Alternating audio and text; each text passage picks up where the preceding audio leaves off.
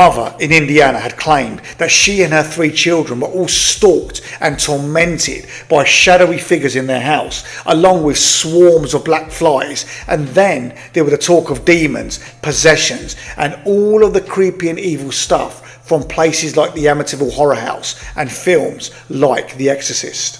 All manner of evil and demonic possession took place in the Ammons household, and in one such incident, the Ammons family were allegedly beleaguered by dark forces, and they'd claimed paranormal activity occurred after they moved into their new home. They also claimed that events that they endured were real, demonic, and were of pure evil. The story was even heavily publicised in January 2014 and received national attention, and the recent Netflix show begins with a title card that reads, "The following story is inspired by true events." It was in November 2011 when the Ammons family moved into a rental house in Gary, Indianapolis.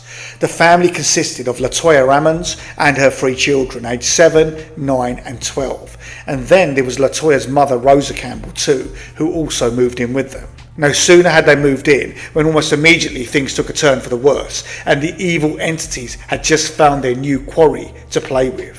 Within the household, and despite the frigid temperatures, there were swarms of black flies around the front porch, and they even returned after the family believed that they had killed them.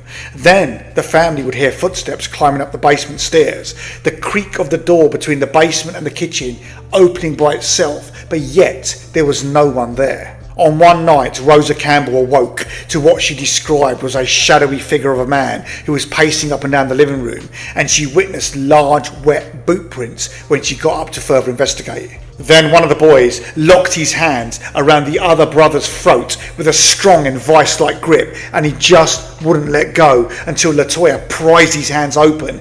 Exactly what was forcing him to strangle his brother, no one knows. Ammons even explained that one night, after hearing strange noises, she opened the bedroom door and she found her 12-year-old daughter in the grip of a demonic possession as she was levitating above her bed, and where she was completely unconscious. This incident happened during a sleepover with a friend, and Ammons had said that she had prayed by the bedside until such time as the girl returned to the bed. The daughter, however, had no memory of the incident at all. As if that was not all scary enough, Latoya Ammons then states that things just exacerbated for her family, and individually they were all possessed by demons, and she would see her children's eyes bulge, their faces contort into evil and demonic smiles, and where their voices deepened unnaturally. All of this behaviour would happen regularly, she said. Ammons would say that during her possessions she would feel lightheaded, weak and jittery, where she shook a lot and generally felt that she was not in control of her own body. With both boys being hospitalised after they spoke in demonic voices, and where they even passed out in the presence of their family doctor, and where on one occasion the 9-year-old boy started to walk backward up a wall to the ceiling, just like in many horror films. And this was in the presence of an Indiana Department of Child Services family manager and another nurse, who both fully corroborated this account as they had witnessed it firsthand. After this particular incident, and after a meeting, the Department of Child Services then took custody of all 3 children without a court order the following day, as the Child Services Department believed that the children were merely performing for their mother. Yet it was alleged that they may have been making this all up. I mean, if you can levitate above your bed as a gag, it's time to get on a talent show, because I would hazard a guess that it's not as easy as it looks. Even hospital employees who then examined Ammons and her children could not find a medical explanation for the bizarre and demonic behaviour. It was just not normal, whereby the kids were talking demonically or climbing walls and ceilings like Spider-Man. Later, a hospital physician had been sceptical of the entire incident and had failed to witness any paranormal incidents. He had evaluated Ammons and determined she was of sound mind, and even went on to report that from his examination of the boys that they had delusions of ghosts in their home, and everything was just hallucinations, as then corroborated in his medical notes. The physician then went on to say that the Ammons children had a history of irregular school attendance, and a complaint had been filed against Ammons in 2009, and in 2012 it was alleged that she blamed her children's continued irregular attendance at school as being based on the purported demonic activities in her house.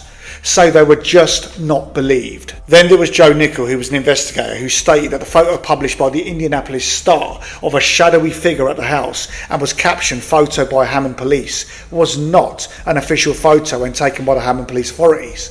Nickel also interviewed a number of witnesses and concluded that the supposed supernatural events were either embellished or exaggerated, and they had non-supernatural explanations. He said that the supposed levitation was in fact described by the mother that something raised her daughter up off the bed and then snatched her off the bed, implying that the girl simply threw herself upwards, and he went on to say that the walking up the wall backwards incident was in fact possible because Rosa Campbell, the grandmother, was holding the boy's hand throughout and thus allowed the boy to push himself against the wall and then walk up it. The landlord of the house, Charles Reed, also stated he had never experienced any supernatural events at the house, and his prior tenants also claimed to have never had such experiences. He stated that at the time the Ammons were behind on the lease and were purportedly using the paranormal activities to avoid further rent payments. Despite this evaluation though, the Ammons case was strange and compelling enough to convince one priest from Merrillville, who was not so easily convinced by the hospitals and the doctor's surmising, and the Reverend Michael Maginot then decided to investigate himself. The Reverend then set to work, and it was well known that church-sanctioned exorcisms, which can only be performed by ordained priests or higher-ranking members of the clergy in the Catholic Church, are intended to expel a demon from a person who has come under its power. One of the prerequisites was for the exorcist, in this case Reverend Michael Maginot. He must first perform a medical examination on the recipients to rule out the presence of any mental illness, and furthermore they must also receive approval from a bishop to perform the exorcism, as this was part of the procedure. Father Michael Maginot then performed an exorcism, and he interviewed the family on April the 22nd, 2012, where he concluded that they were tormented by demons. He then performed 3 exorcisms, 2 in English and 1 in Latin, and 1 exorcism was even performed on LaToya Ammons. The Ammons family then later moved out, after which the events were said to have suddenly stopped, and then sometime later, and in 2014, Zach Bagans, host and executive producer of Travel Channel's Ghost Adventures, purchased the house for $35,000 and then filmed a documentary in it called Demon House, and that was released in March 2018, and people have said it was one of the most compelling supernatural documentaries ever. Bagans then had the house demolished in 2016 and erased its physical memory forever. He stated at the time that something inside that house had the ability to do things that he had never seen before, things that others carrying the highest forms of credibility couldn't explain either. There was just something very dark, highly intelligent and powerful, he said. In the meantime, the Department of Child Services had taken LaToya Ammons' kids off of her whilst they probed and investigated matters even further. And then later, LaToya Ammons then reunited with her kids in November 2012. And she is said, as the kids are, to be making progress to come to terms with what they all endured as a family. So do you believe in this story and what the Ammons family witnessed and went through? Let me know your thoughts, but this one is one to ponder for sure. Very scary, very bizarre, and very spooky either way.